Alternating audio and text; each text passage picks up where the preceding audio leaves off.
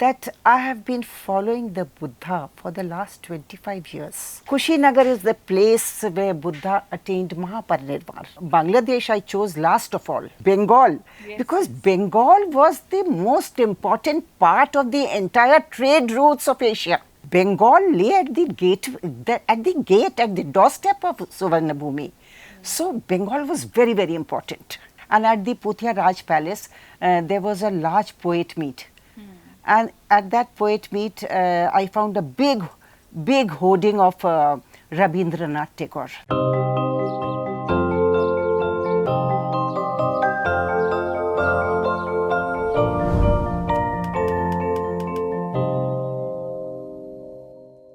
What happens when your idea of holiday is trekking across ancient trade routes, chasing forgotten monasteries and uncovering Buddhist history hidden in plain sight? Our episode today on Dialogus Digital is about a Silk Road traveler, independent researcher, and the author of 5 fascinating travelogues exploring Asia's Buddhist heritage. Her latest, On the Buddha's Trail in Bangladesh, takes readers on a journey through a rich but often overlooked Buddhist path, revealing stories buried beneath centuries of history. Today we are diving into her adventures, discoveries, and the incredible tales behind the trail. Yes, I'm talking about Mrs. Sunita Dwivedi. Welcome to Books and Banter, ma'am. Thank you. If someone told you 20 years ago that you would spend your life chasing the footsteps of the Buddha across Asia, what would your younger self say? So you're asking me about 20 years ago, but let me tell you that I have been following the Buddha for the last 25 years. Wow. And my first book, The Buddhist Heritage Sites of India, that was published exactly 20 years ago. That was in 2005. Right. And I had been working on the sites around 2000. And even before that, because I belong to Kushinagar, and that is my roots lie in Kushinagar. Right. And Kushinagar is the place where Buddha attained Mahaparinirvana. Correct. And that was the time in the 1950s. As a child, my association with was very, very intense. Because that was the time when Kushinagar was not called Kushinagar. We didn't know it as Kushinagar. We knew that the village as Kasia. Kasia. Okay. And it was a very small village. And now, of course, it is a district and a headquarter and all that. It's an international tourist location. It is on the international map. Yeah. And all international tourists are visiting that place. Right. But during the time when I was there, when I was born there, it was a mere village. And it was not so protected or guarded. So that was a kind of getaway for us. And we used to play near the Mukutbandhana Chaitya. And that was the statue of the reclining, the gigantic, the Kalosai, Buddha Kalosai, reclining Buddha. So my association is so old. And even at that time, if someone said that, will you do this? Maybe that time I did not understand liberation or that, what you say, that nirvana or those big words. But yet I would have said that I will follow the Buddha. Right. Even not understanding the philosophy of Buddhism, but my heart lay over there. I think that's exactly what people say, that it's not really a religion, but it's a philosophy and a way of life that anybody can practice. Yes. So I think it's a calling that he has through his teachings, that anybody can follow him and practice what he says. Yes. Coming to your book, your latest book, congratulations on that again. Thank you. Bangladesh is usually not the first place that Buddhism is, one would associate itself with Buddhism. So what made you think that there is a story that needs to be told? Actually, I had already covered a lot of Buddhist sites. And this book Bangladesh I chose last of all.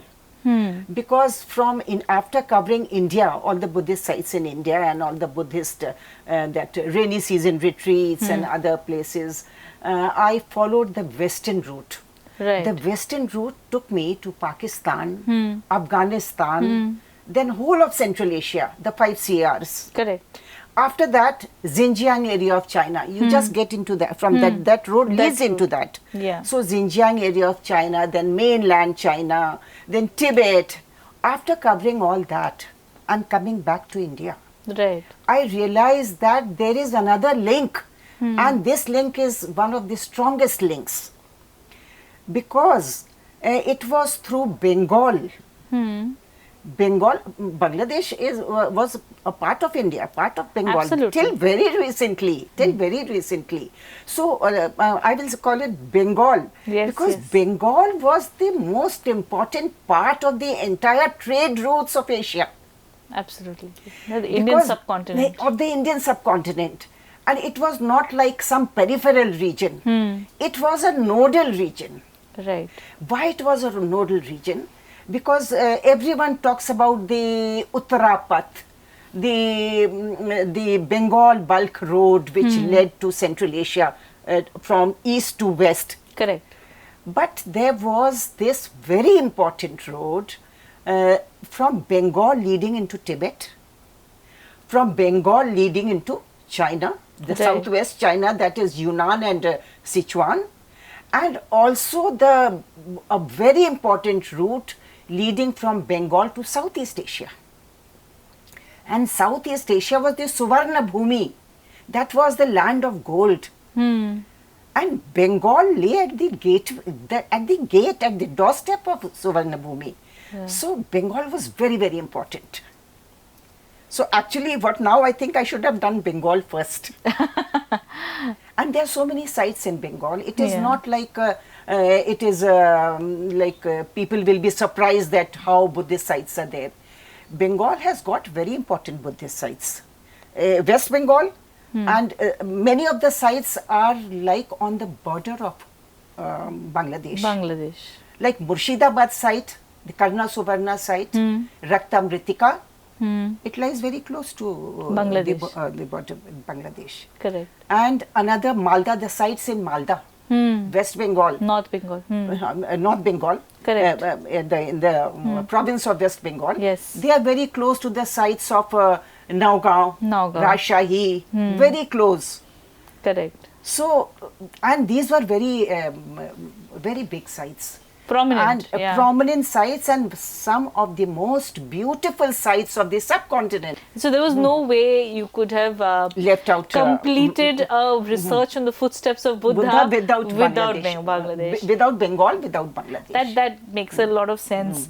I'm sure your fieldwork must be fascinating with the places you've mentioned. Did you discover anything that completely overturned your thought, which you thought you knew before the trip? There was one site. It was a vihara called the Pandita Vihara. Pandita Vihara. Pandit Okay. Vihara. We write Pandita A, but Pandit Vihara. And that was one of the most prominent sites of Chittagong. Chittagong, right.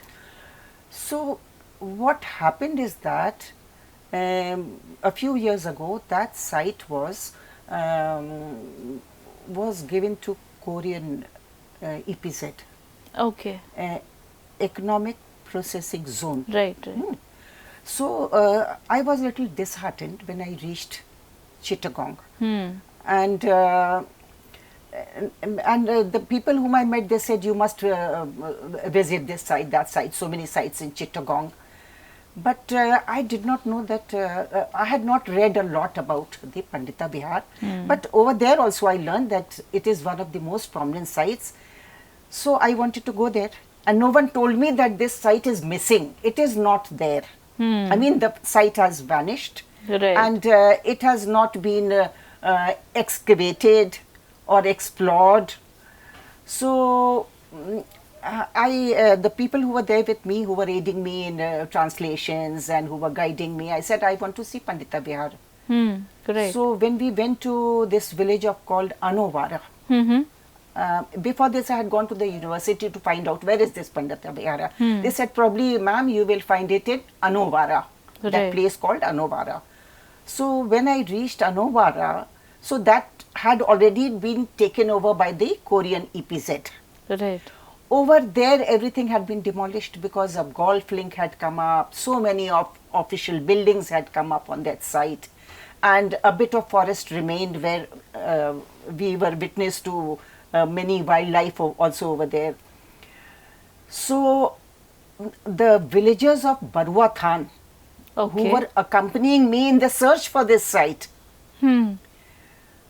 so they, after scoring the whole area, there was no trace of the site. So again I called up the university. I said some excavation must have gone, some explorations must have been taken place. They said no exploration has taken place before handing over the site to the EPZ. Right. So that site is completely lost. Once all these buildings come up and the golf course comes up, then the site is lost.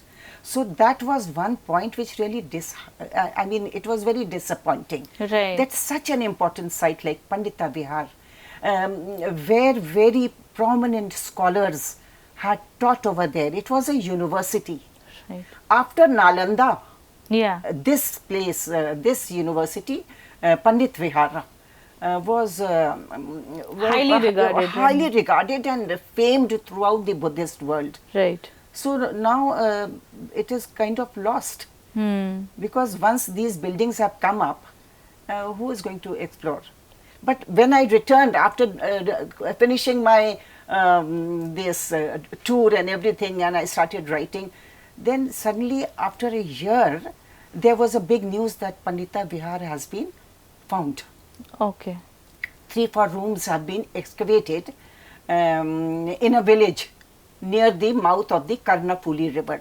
Okay. So that was a kind of very big news for the Buddhist world. Right. But suddenly after a few months, there was this student turmoil over there. Yeah. So the landlord in whose fields this was found, he filed a case in the court that this digging is, they are destroying my field, and there is no proof that this is a vihara. Yeah. So the courts, they stopped the excavations, and then again the whole site was just That's an rebuilt. archaeological loss. It is a big archaeological loss, and it is not known throughout the world. Like in Afghanistan, there is another site called Mess Haina. Mas Ainak site in Afghanistan. So when this was given to the Chinese Right. to mine copper over there, there was a big uproar throughout the Buddhist world, and so many appeals that they should be stopped. But no one was talking about this vihara, Pandita Vihara, which had been given to the Korean EPZ. So that was one thing which I have highlighted in my book, that just like Mesanak, this is another tragic event, and something should be done about it. Voices should be raised on this, because it is a big loss for the Buddhist world. Absolutely, it's a huge world heritage, not Yes. just a sovereign thing, but a global heritage is at a loss. Yes. You lead me to the next question, which is basically, why do you think that Bangladesh's Buddhist heritage remains relatively unknown, despite its immense historical significance? I don't think it is unknown. I don't think it is unknown. But is it enough read or studied? Maybe because after the Turkish invasion, you can say, many of these Buddhist sites, they were built upon. Many of them were lost. Okay. Because a mosque came up on those sites, and Sufi saints' mazars came up on those sites. The hostelry, we call Khanaka, they came up on those sites. So many of the sites were lost. But even if the sites are very important, there is a kind of disjoint. Like they are no longer living monasteries, like we have at Bodh Gaya, at Sarnath, and even at Kushinagar. these sites are no longer living sites. Yeah. They are there. The physical appearance is there, but they are not living. They are no longer very few Buddhists. The concentration of Buddhists is, I think it is only in Chittagong area. I see. The Chittagong, Noakhali, Komila. Komila has got 50 sites, 50 Buddhist sites. Wow. The whole hillside is full of viharas. But people know their history. People know that once there was this glory of Buddhism was there. But there are no worshippers. Right. Apart from Chittagong, there are no worshippers. True.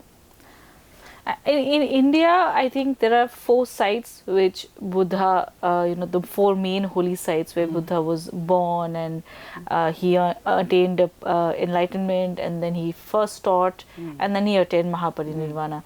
And then there are these 4 sites which he came back as Buddha after attaining, after Mahaparinirvana.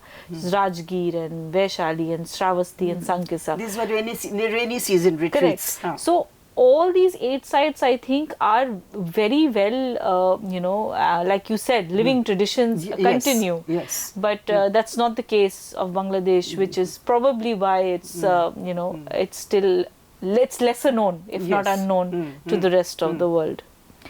Your book connects archaeology, history, spirituality, and travel. As an author, which lens did you use to, write your draft? I was actually very interested in, first of all, seeing those monasteries, Right. following the Buddha Marg. I call it the Buddha Marg. Buddha Marg. Whether there are any worshippers or not, but I have been following the Buddha Marg. Even in Very nice Bangladesh, way of putting it, Buddha Marg. even in Bangladesh, the Buddha Marg is connecting all these monasteries. The rivers are connecting all these monasteries. So primarily, I was also interested in the routes that were leading to these monasteries. How did the lay devotees and the monks, how were they reaching these? Because the terrain, mostly it is a river route. Mostly it is the Ganga, the tributaries of the Brahmaputra, the tributaries of the Ganga, so the tributaries of the Meghna. And even in the deltaic region, there are so many streams, so many rivers. So I was first of all interested in following the routes, the trade routes. Wonderful. So, and that was there. Plus, I was also interested in finding out the condition of the Buddhist sites. Sometimes it happens that you are reading a very glorious account of the sites in the books, but when you are reaching the site is either absent Or dilapidated. It is totally dilapidated, and nothing remains over there, because all the objects, all the antiquities, you will find them in the museum, Right. not at this site. So that way, sites in India like Kushinagar has got that colossal reclining Buddha. Correct. Even at Bodh Gaya, you will have that ancient temple over there, the diamond. This site has been, made the place of visit and worship, and made into a museum rather, in India. But that's not the case with Bangladesh. See, Bangladesh, one very important thing that the government has done over there is that most of the sites have got local museums, site museums. All right. That they have developed. And one of the biggest vihara is the Somapura vihara, the most exotic, and I mean, in the subcontinent, it is one of the most exotic viharas. Correct. But even at the lesser viharas, they have got small museums. And they have collected the antiquities, whatever has been recovered from the site, at the site museum. There are the National Museum at Dhaka, Varendra Research Museum and all that. But even at the site, you will find a lot of objects that have been recovered. And some sites, like the site at Raghurampur in Bikrampur, they have been turned into archaeological parks. So that is also a new trend over there. So that I found very interesting. Speaking about your methodology, your book reconstructs Bangladesh's Buddhist past through archaeology, inscriptions, and travel. How did you balance these different sources of evidence, and what challenges, some of the challenges you encountered in separating historical fact from local traditions? See, local traditions also involved in Bangladesh. They also involve Hindu worship. Right, absolutely. So and while I was there, I had gone to cover only the Buddhist sites. But when I reached there, fortunately, I was there in Puthia. Puthia. Puthia, it was the Basanti celebration. Okay, the Saraswati Puja. Saraswati Puja, Yeah, same Devi time. Puja, and bhajan singing and all those that had been organized. And at the Puthia Raj Palace, there was a large poet meet. And at that poet meet, I found a big hoarding of Rabindranath Tagore, the poet. Right. So even these, greatly revered poet over there. Naturally. So, so many Shiva temples, so many Krishna temples. So, and in Chittagong also there is one Adinath temple. Okay. So, while I was covering only the Buddhist sites, but even these I encountered this Hindu worship also. Yeah. And there's a place called Lagal Bandho. Okay. So, some people call it Laglo Bandho. And Okay. there was the bathing festival. Second time when I went there in 2022, this bathing festival was there, and Shivratri festival. I see. Shivratri was being celebrated at Sita Kundo, and there's a very famous Shiva temple at the peak of the mountains, Chandrana, on the Chandranath hill. Fascinating. A Devi temple, Shiva temple at Chandranath hill, and there was massive crowd over there. Massive crowd.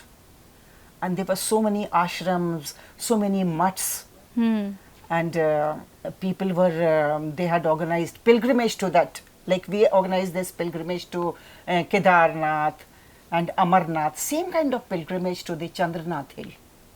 Okay, interesting. So I encountered Hindu worship at several places.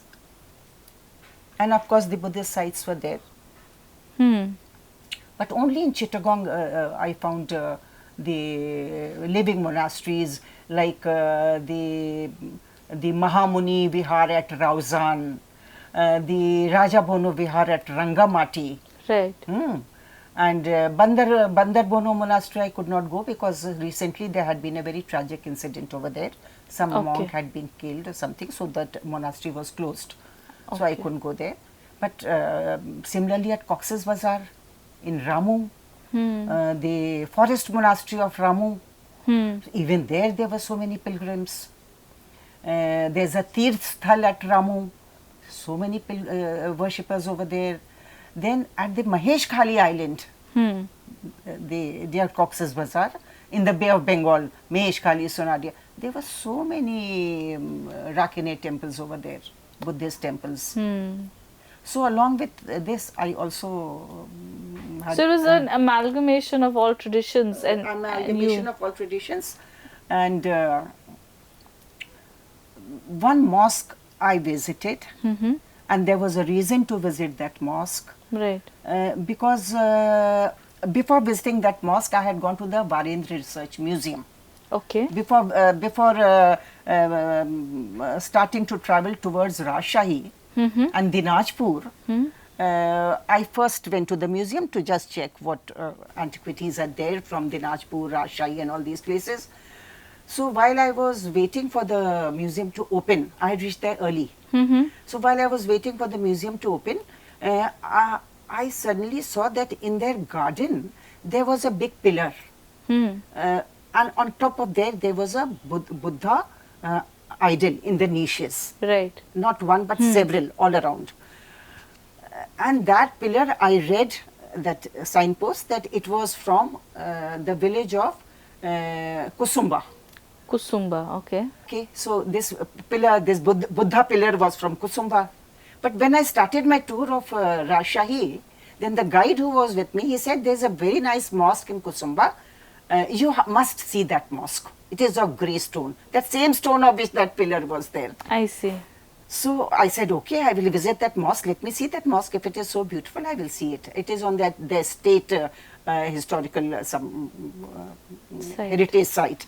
So at that mosque, I found that the entire lintel of a vihara or a temple had been put inside that mosque. They had used the material from the Kusumba, maybe it was a vihara or a monastery or a shrine. From there, that whole thing had been planted in the mosque.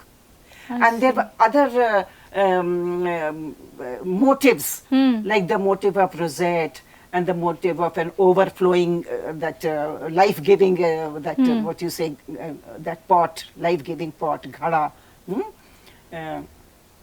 So there were so many motives, so many signs that the stones and the material had been taken from that Kusumba monastery or vihara shrine and had been used in that mosque. So that was one mosque that I visited, and all evidence was there that the entire material from a vihara had been used in that mosque.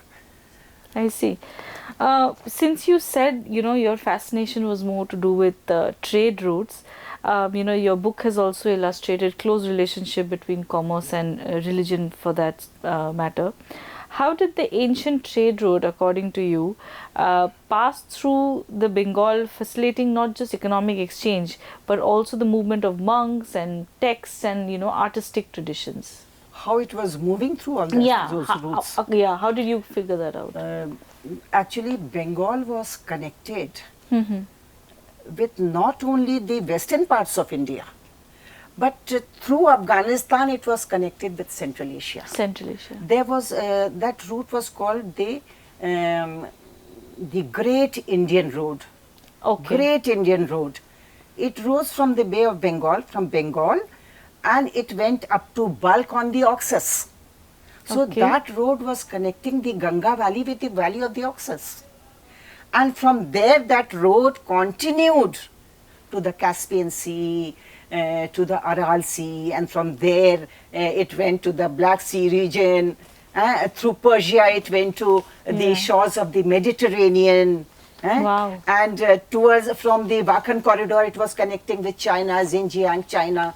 So this route, and on the eastern side, it was connecting with Southeast Asia. So this trade route, along which the goods of not only Bengal, but from South India, from West India, this was one of the major routes of Asia. And that is why Bengal was a very rich province. Yeah. It was one of the richest province of Bengal presidency. of the subcontinent. Correct. Of the subcontinent. It was so rich because of the trade. History is indeed fascinating in that sense. We'll do a quick rapid fire round. You can answer in one word or in one sentence.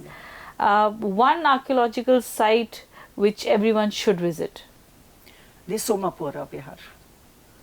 Silk Road or Maritime Buddhist route? The Maritime Buddhist route. Sunrise at a monastery or sunset over ancient ruins? And that question will not involve one word, because I have seen one monastery, the Halud Vihar, during the sunset, and Jagdalla Vihar during sunrise. And it's beautiful. Very beautiful, very beautiful. What would be your favorite Buddhist emperor? The Buddhist emperor can be Ashoka, the Pala rulers of Bengal. Right. Also, I can say Harshavardhan also. Absolutely. So many. See, in favorite. One favorite of yours. Ashoka. Ashoka. One word to describe Bangladesh. Very beautiful. Very fascinating. Fascinating.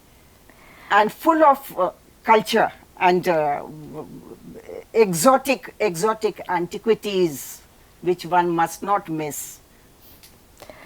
Are you notebook or camera as an author?